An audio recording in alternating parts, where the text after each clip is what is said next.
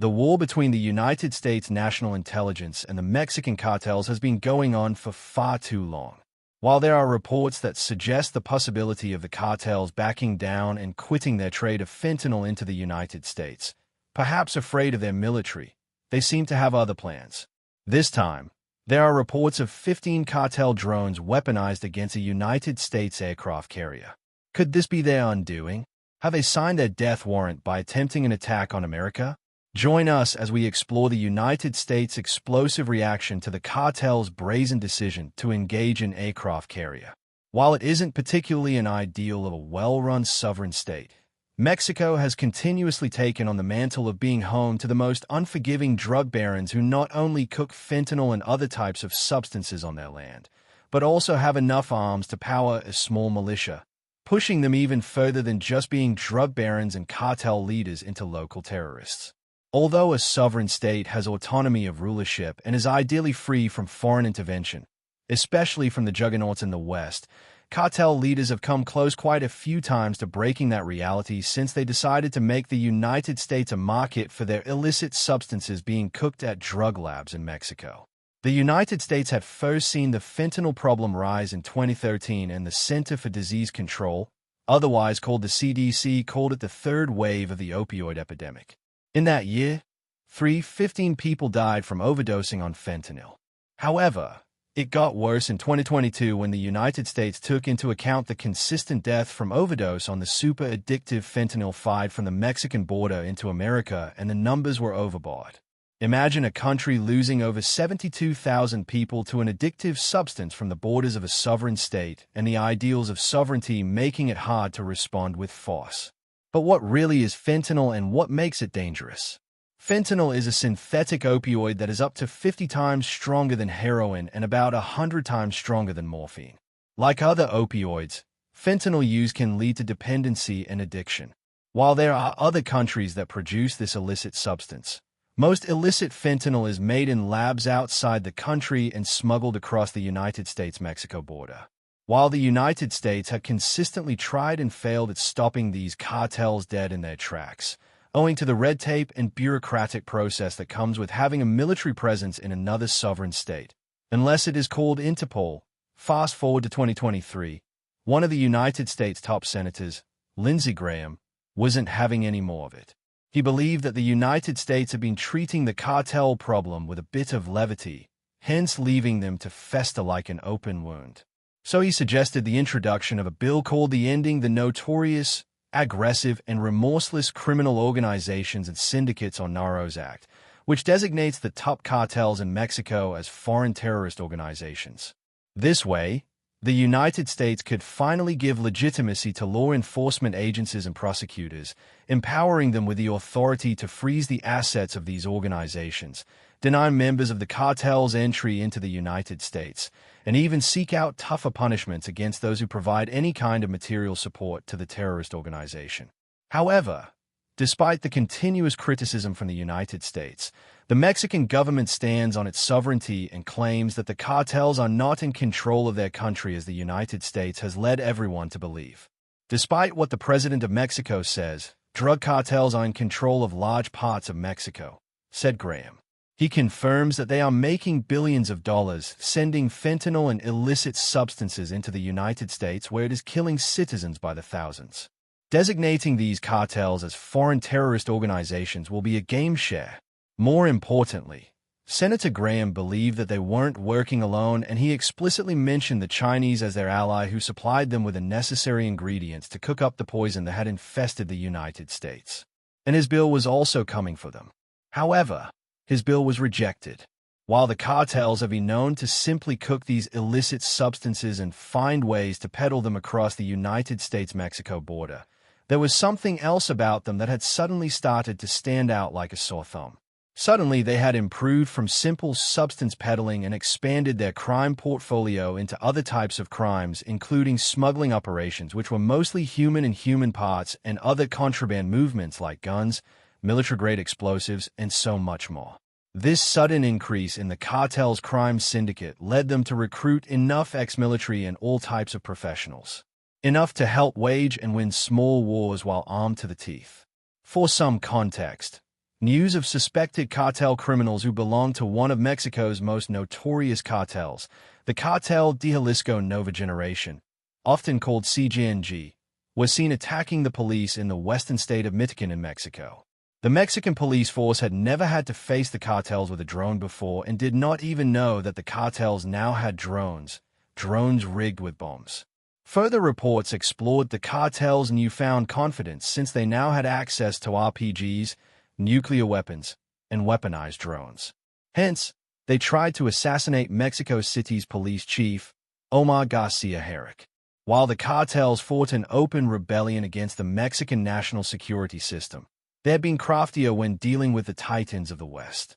However, having upgraded their crime syndicate beyond substance peddling into other illegal ventures while arming themselves with enough to fight a small war and hiring mercenaries, they took a bolder step, something more daring. Reports suggest that they chose to attack a United States aircraft carrier. But why the carrier? What makes the carrier that much of a threat? And why did it need to be taken out so badly by the cartel? Aircraft carriers are warships that serve as seagoing air bases equipped with a full-length flight deck and hangar facilities for supporting, arming, deploying, and in some cases recovering carrier-based aircraft. As of June 2025, there are only 50 active aircraft carriers in the entire world, and they are operated by 15 naval forces. The United States has the largest of these carriers with a whopping 11 catapult-assisted takeoff but arrested recovery or cataby fleet carriers, each housing approximately 80 manned and unmanned carrier-based fighter jets.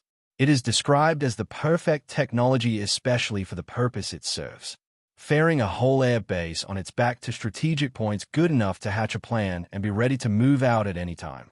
The United States active aircraft carriers are divided into two classes, including the Nimitz class, which carries the F/A-18C Hornet, the F/A-18EF Super Hornet, the F-35C Lightning II, the EA-18G Growler, the C-2 Greyhound, and the E-2CD Hawkeye, plus the Gerald R. Ford class, which also carries a large number of fighter jets. While all of the aircraft carriers, especially the Nimitz class, have often been referred to as the pride of the American Navy, one of them seems to stand out the most, the USS Harry S. Truman. But why is it the standout aircraft carrier? What makes it so special? The USS Harry S. Truman was designed as the 8th Nimitz-class aircraft carrier of the United States Navy and was named after the 33rd President of the United States, Harry S. Truman. The aircraft carrier was launched on September 7, 1996 by Newport News Shipbuilding, Newport News, Virginia, and commissioned on July 25, 1998 with Captain Thomas Otterbein in command. The USS Harry Truman has often been used as a flagship for one of the biggest carrier operations in the early 2000s, specifically the Carrier Strike Group 10, a United States Navy carrier strike group. As of August 2004, Carrier Strike Group 10 consisted of USS George Harry Truman, CVN-75, the strike group's flagship with carrier Air Wing 7 embarked on board, as well as the Ticonderoga-class cruiser Lady Gulf and 4 ships of Destroyer Squadron 26. The warship has often been regarded as the crown jewel of the United States military force, not just owing to its sheer size and how much it intimidates opponents, but also for its strengths in war and how many operations it has been in and conquered for the United States. The USS Harry S. Truman, also called the HST by the United States Navy, is 1,092 feet long, almost the size of downtown Seattle's entire waterfront stretch, and 257 feet wide while standing at a massive 244 feet. The aircraft carrier, alongside accommodating a lot of crew members, is also able to carry just about 90 aircraft and has a flight deck of 45 acres in size with 4 elevators that are 3,880 feet each to move around between the 24-story flight deck and the hangar bay. The warship also uses 2 Mark II stockless anchors, a streamlined derivation of the traditional Admiralty anchor used aboard large ships. Patented in England in 1821, it eliminated the stock of the Admiralty type, making it both easier to handle and stow. These anchors came from the USS Forest Hole and weighed 30 tons each, with each link of the anchor chain weighing over 160 kilograms.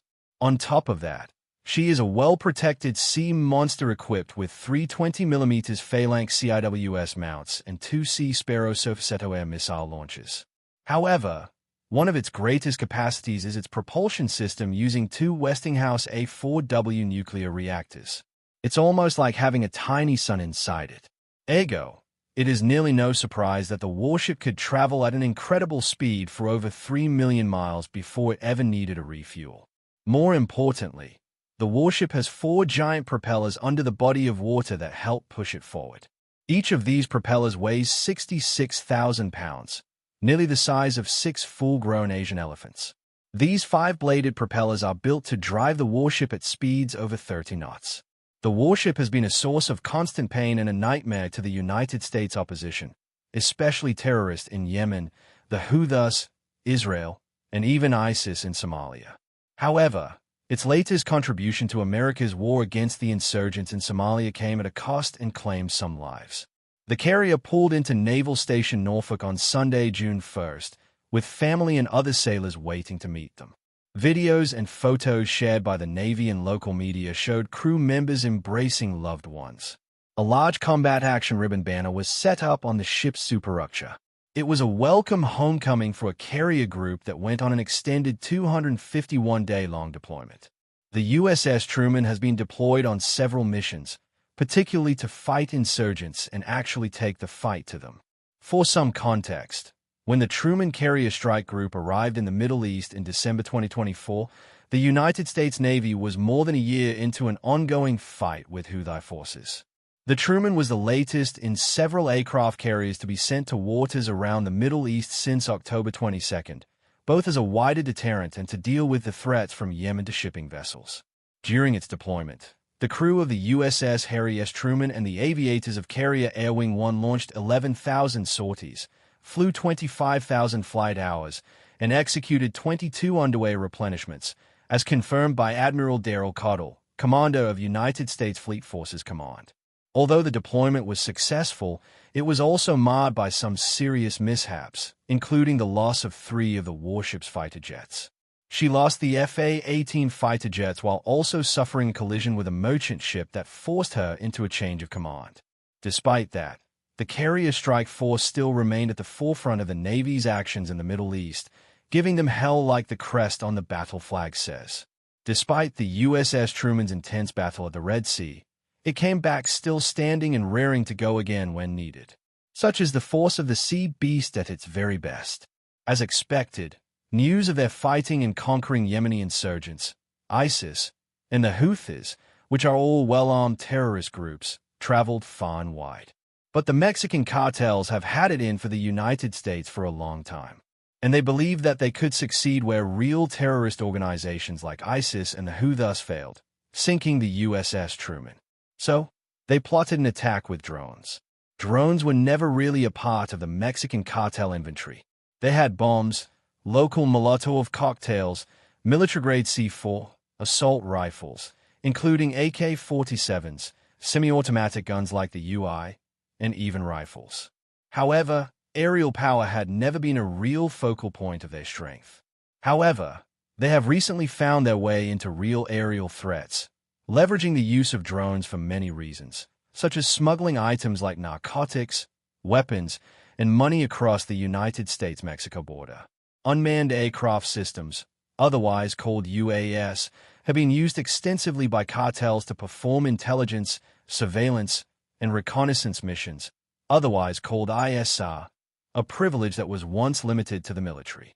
However, they have found ways to get their hands on these drones and use them for closely monitoring the location and concentration of the United States forces and their federal agents and to scout for the safety of their roads, seeing how feasible it is to illegal migrants through the deserts between the United States and Mexico and make it into the United States. Although the intelligence, surveillance, and reconnaissance missions were the focus of their newly acquired power, recent intelligence reports in the United States forebode a shift in the cartel's tactics with threats of weaponizing their drones to target federal law enforcement, engaging them in a battle and disrupting the border security to give them an advantage in moving not just the narcotics, but also sending a message to the United States about their newly acquired aerial threats. Like it is commonly said, for good or for ill, air mastery is today the supreme expression of military power, and the cartel showed it off. Although the drones are not particularly expensive, aerial threats, like one would consider a fighter jet. For example, unmanned drones cost less than $2,000 and can be bought off the internet and retrofitted with a payload of the user's choice, which could be a camera or maybe an explosive, or anything strong enough to cause extreme damage and destruction. While the United States could respond with force, especially since they have a superior military, they have reportedly been opting for a more cautious approach, including a combat-tested counter-drone technology that provides real-time tracking, identification, and mitigation. However, recent reports are suggesting that the United States might have decided to throw caution to the wind and go for the jugular, especially since the unconfirmed reports of the cartel sending 15 drones to attack the United States USS Harry Truman, the famous crown jewel of the United States naval fleet. Although the drones reportedly had removed tracking systems and were in the air without a remote ID, the spreading intelligence is that it was possibly a coordinated attack from the Sinaloa cartel as retaliation for the extradition of the cartel leader's affiliate in 2023. However, it all dates back even further to 2019 when Ovidio Guzman was arrested in Mexico, but he was returned because the Sinaloan cartel had too much grip on a chunk of firepower in the country. For some context, an officer believed to have been involved in the arrest of Ovidio Guzman Lopez was riddled with 150 rounds in a matter of seconds with a closed-circuit television revealing a group of armed men with connections to the Sinaloa cartel committing this heinous crime. Guzman Lopez was apprehended by 30 members of the National Guard, militarized police, and army in a raid on his compound in October 2019. However, officers were forced to release him after members of his father's notorious Sinaloa cartel swarmed the area, burning cars, destroying roads, ruining architecture while armed to the teeth with military-grade weapons, and mercenaries, who are mostly ex-military with training to fire at them. The house where Guzman Lopez was taken was surrounded while fighters ran through the surrounding city firing what appeared to be 50-caliber sniper rifles and machine guns, while battling police and soldiers in broad daylight. And more importantly, they were winning. Videos were posted on social media showing gunmen in ski masks in battle formation, taking on Mexican forces, riding in the backs of trucks, and firing mounted machine guns at vehicles and gas stations. The Mexican authority bowed out in shame and gave Guzman's video back to the cartel, causing an international embarrassment. However, in 2023, they went back in and targeted Guzman's video again. This time, they had had 4 years to prepare and were ready to extradite him immediately when he was captured to the United States. They made up for the 2019 embarrassment and extradited the criminal to the United States. The furious Sinaloan cartel retaliated with an all-out war and persistent carnage on Mexican soil, but nothing came of it as their war is not with the United States. With their motives established, reports that they might have been the perpetrators who attacked the United States warship with unmarked drones are not so far-fetched anymore. The Trump administration is now reportedly weighing up fighting fire with the possibility of launching drone attacks on the Mexican cartels in Mexico. Even though they have no jurisdiction, the Sinaloan cartel might have finally picked the wrong fight and the wrong country. Whether the United States approves a ruthless retaliation, flexing their military might in aerial dominance, or let the Mexican government handle it, only time will tell. Thanks for watching. While you are still here, click on the link on your screen to check out another of our videos. See you there.